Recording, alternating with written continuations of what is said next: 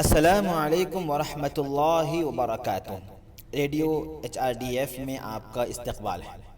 کسی قوم کے بارے میں مسلسل غلط فہمیاں اور غلط خبریں پھیلانا تاکہ سماج میں اس قوم سے نفرت پیدا کی جا سکے اور اس کی امیج خراب کی جا سکے، یقیناً ایسا کرنے سے سماج کے زیادہ افراد ان سے دوری بنائیں گے۔ ایک قوم کو ٹارگٹ کر کے اسے علیحدہ کرنا، ادھرنگ کرنے کی سازش برسوں سے ہو رہی ہے۔ نسل پرست لوگ اپنی اس سازش میں کافی حد تک کامیاب بھی ہوئے ہیں۔ آج RSS کے لوگ ہندوستانی مسلمانوں پر بآسانی اجنبی اور غیر ملکی ہونے کی مہر لگا رہے ہیں۔ بتوں اور قائدین کے مجسموں کو توڑتے ہیں، شیولنگ کو اکھاڑ پھینکتے ہیں، مندروں میں جا کر پاخانہ کرتے ہیں، گائے کا سر لا کر مندر کے آنگن میں پھینکتے ہیں۔ اس کے بعد ان سب کا الزام مسلم کمیونٹی پر لگانے کی کوشش کرتے ہیں کہ اس طرح ایک مسلمان ہی کر سکتا ہے۔ عیدگاہ میں پاکستانی پرچم لہراتے ہیں، مسجد کے محراب پر جے شری رام لکھتے ہیں، نکلی داڑھی اور ٹوپی پہن کر مسلم زیارت گاہوں پر جاتے ہیں اور ان پر بمباری کرتے ہیں، جلسے جلوس اور ریلیوں میں پاکستان زندہ باد کے نعرے لگاتے ہیں۔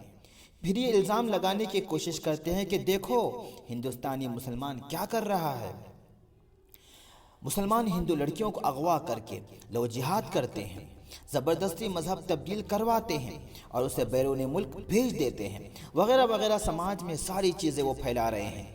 مسلمان بہت شادی کرتے ہیں اور بہت سارے بچے پیدا کرتے ہیں اور وہ طلاق بھی دیتے ہیں۔ اس طرح مختلف اور ان گنت الزامات لگاتے رہتے ہیں۔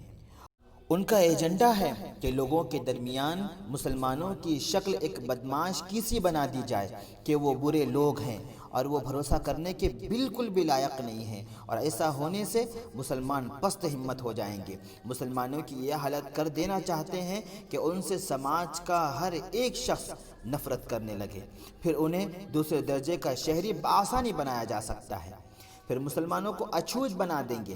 آخر میں ان کے اوپر یہ لیبل لگا دیا جائے گا کہ ان کا کوئی ایڈریس نہیں ہے۔ یہی سب سازشیں آج نافذ کی جا رہی ہیں۔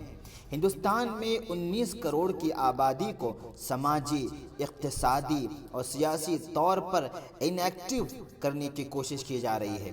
یہ کام سب سے زیادہ مسلمانوں کے ساتھ کرنے کی کوشش ہے۔ اس کے بعد یقیناً دوسرے تمام مذاہب کو ایک ایک کر کے نشانہ بنایا جائے گا۔ کچھ لوگ ایسے بھی ہیں جو اس زہریلے انجیکشن کے اثر کو ایک عارضی اور وقتی چیز تصور کرتے ہیں، لیکن انہیں ضرور نسل کشی کی تاریخ کم سے کم ایک بار پڑھنی چاہیے۔ انہیں سمجھنا ہوگا کہ بلڈ کینسر بھی ابتدا میں بخار کی شکل میں ظاہر ہوتا ہے۔ ہم بہت جلد اپنے ملک کو انسانی لاشوں کا قبرستان بنتے دیکھیں گے۔